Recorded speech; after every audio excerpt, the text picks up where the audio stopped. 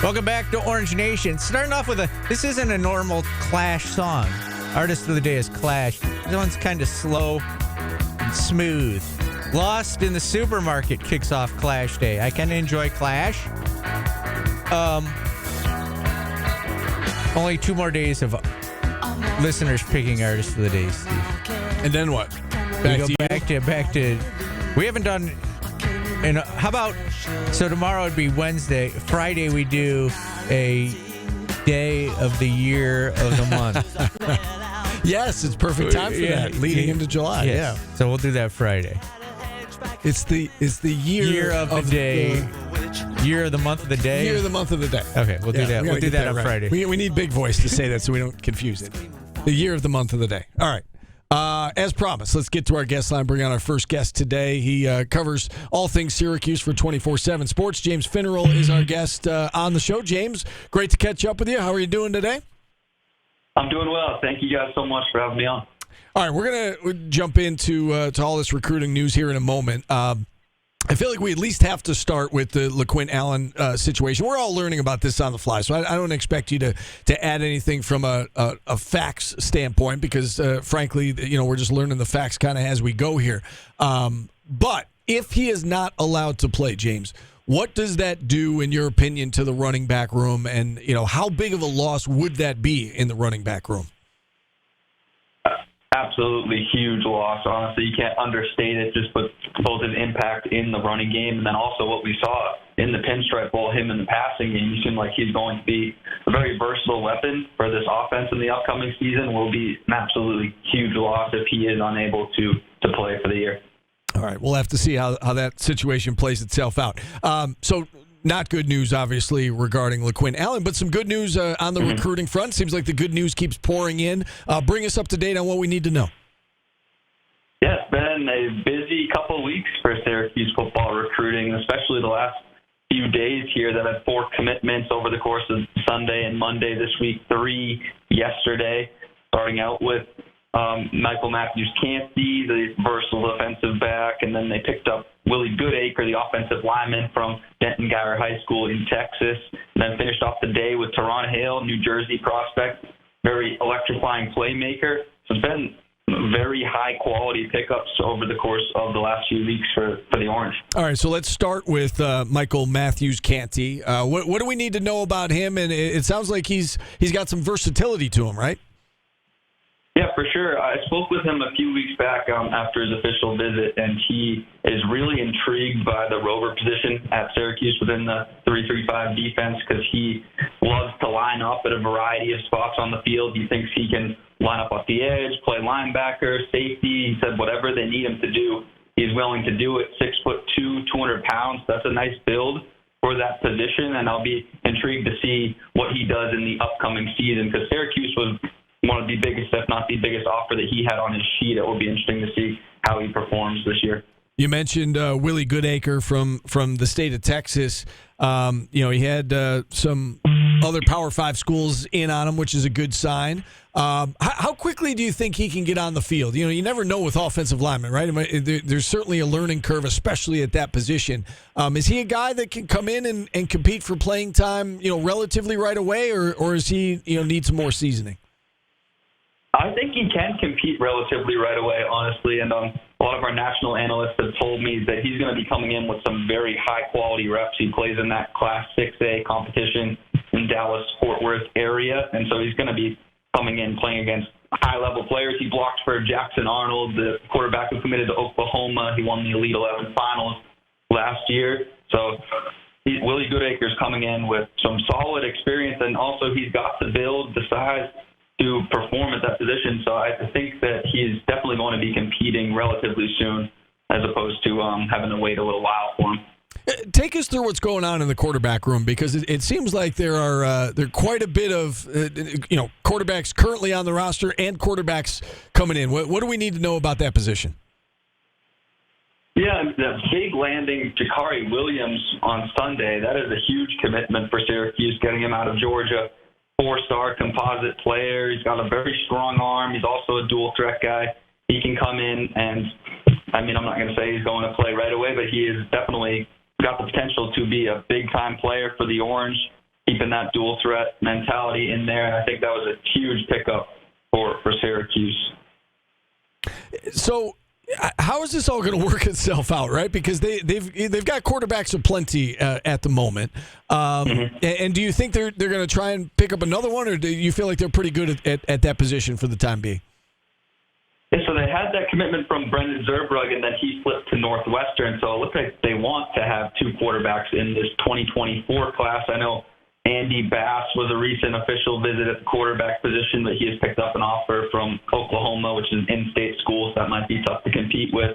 But also Caleb Osborne, he's another dual threat guy, more of a rushing threat, to be quite honest with you. He came in for an official visit. He's committed to Toledo right now, but he said Syracuse is right behind them in his recruitment. And so I do think they could add another quarterback to this class, but picking up that commitment from Jakari Williams on Sunday is huge because it looks like he's going to be the headliner at that position for the 2024 cycle.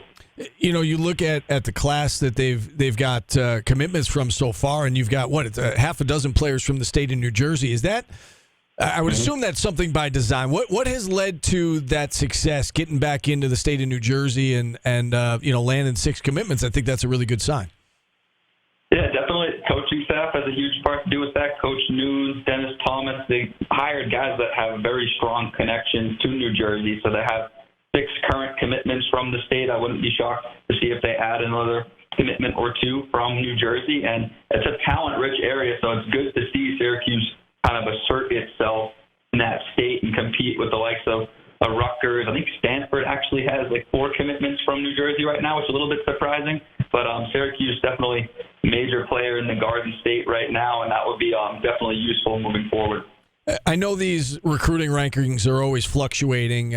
Somebody picks up a player and they'll go up or down on your rankings. But where is Syracuse right now?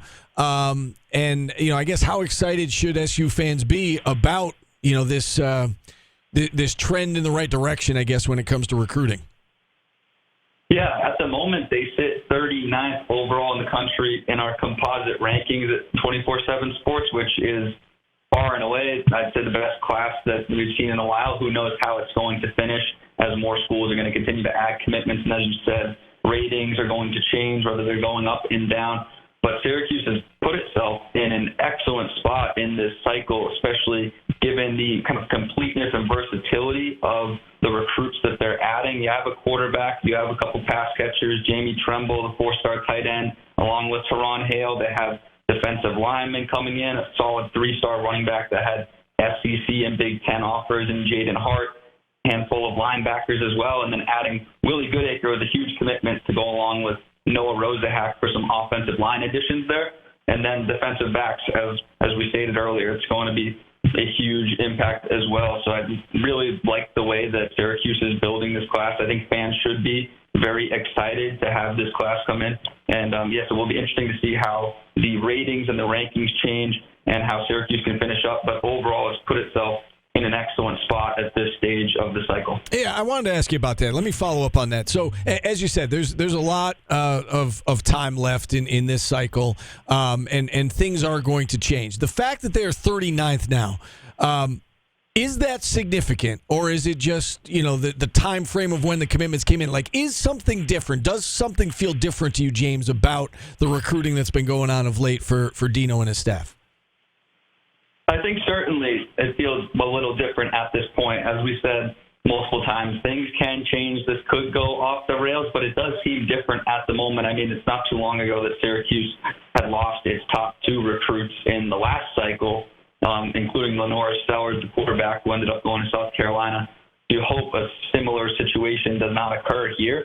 But as I said, the completeness of this class, the versatility, the way they're kind of building it out, making sure all positions are taken care of, that does feel a little bit different to me.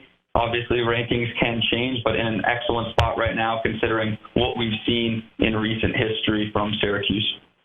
Last one for you, James. I want to ask you about somebody Syracuse didn't get, and that's Syer Torrance, the local kid from here at CBA, originally verbally committed to Syracuse, then decommitted, then still took an official visit even after he decommitted, ended up at Michigan State. I would assume you're not surprised, right, that he ended up going elsewhere. Is there anything else you can share about that situation with Syer Torrance in Syracuse?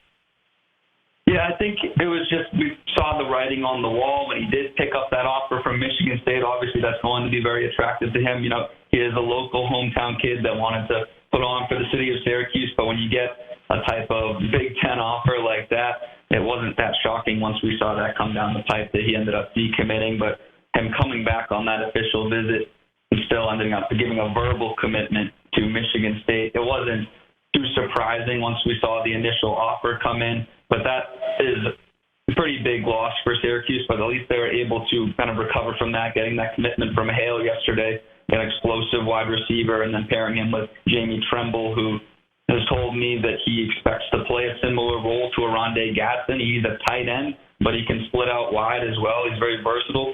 So Syracuse has kind of made up for that loss, but certainly it was sad to see Syer Torrance go elsewhere, but it certainly would not blame him for taking his talents to Michigan State. I know SU fans would certainly sign up for another Arondé Gadsden or two, so that's certainly good news for the Orange. James, thanks for coming on. As always, we appreciate the information. I'm sure we'll talk again soon. Yeah, thank you guys for having me on. Have a nice day. All right, you as well. James Finneral, or Syracuse reporter, rather, for 24/7 Sports. Have a nice day. That's a nice thing to say to somebody. Yeah. Coaching tree, former student of mine. Really? Yeah. I wish I had known that. I should.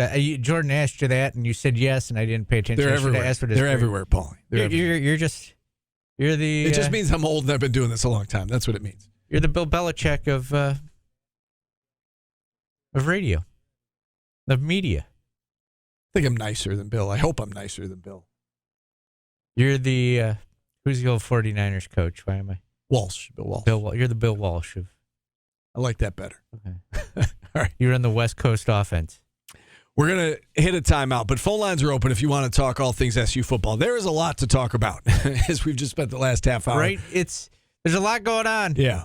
And I have a question for you, Steve, about how good the recruiting has been. Okay. And the state of Syracuse football. All right. We're going to do that next? Yeah, when we come back. All right. 315-437-7644. Put your John Wildhack hat on for a day. All right. We'll segment. We'll continue the SU football talk on the other side. We're back after this on ESPN Radio.